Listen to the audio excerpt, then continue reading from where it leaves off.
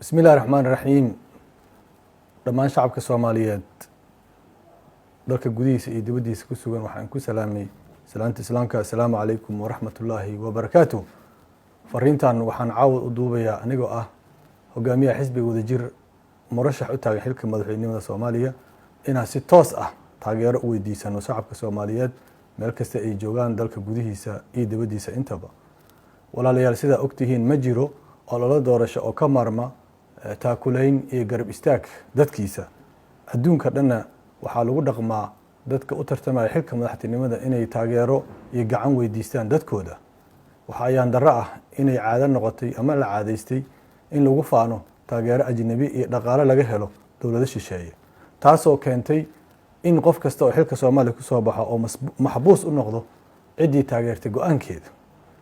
annagoo ka duulayna inaan ka xorowno taageerada ajnabiga iyo gacan horsiga shisheeyaha in go'aankeena la yeesho ayaan shacabka Soomaaliyeed meel kasta ay joogaan waxaan weydiisanaynaa inay noo deeqaan oo ayna taageeraan dhaqaalaha intii oo la akaadaba qof walbaba karaankiisa inuu nagu taageero ayaan ka codsanaynaa si go'aanka iyo talada ay shacabka Soomaaliyeed u yeeshaan loogana xoroobo looga madax bannaanaado talinta ajnabiga iyo taakulaynta shisheeyaha intaba.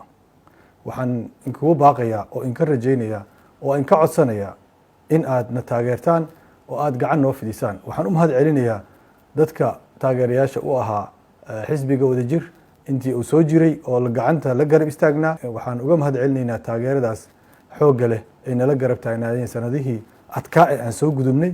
waxaan rajaynaynaa dadkaas oo u mahad celinaynaa, kuwa kalena waxaan ka rajaynaynaa inay nala garab istaagaan taageeradaas. waxaan ugu baaqayaa musharaxiinta u taagan xilka madaxtinimada inay dadkooda taageero weydiistaan, gacanna ka raadsadaan shacabkooda intii ay magan geli lahaayeen ama ay ka raadsan lahaayeen ajnabiga.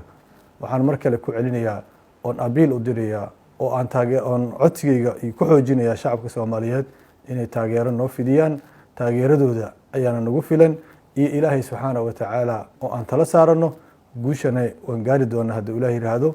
dhaqankaas cusub iyo sunnadaas cusub ayaan doonaynaa shacabkeena inaan u bilowno. waa mahadsantihiin. wassalaamu calaykum waraxmatullaahi wabarakaatu.